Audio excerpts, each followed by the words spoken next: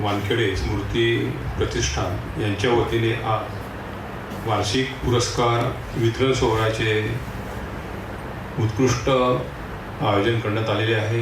या प्रसंगी कार्यक्रमाचे अध्यक्ष भावकवी डॉक्टर शंतनुजी कुलकर्णी सर, सकाळ वृत्तपत्राचे निवासी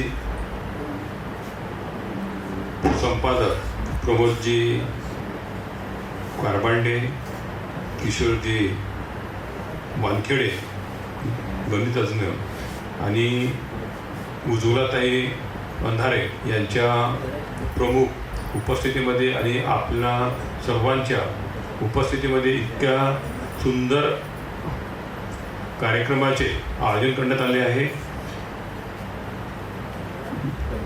यासाठी कुलस्वामिनी मीडियाचे प्रमुख दीपकजी वानखेडे आणि त्यांची संपूर्ण टीमचे आम्ही आभार मानतो। आपण समाजामध्ये जगत असताना समाजाची आपण देणे लागतो।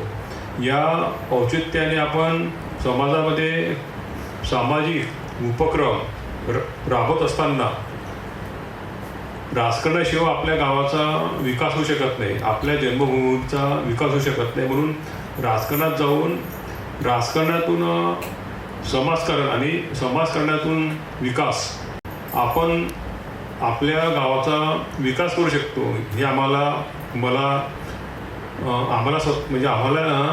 दाखवून द्यायचं आहे। आणि आज मला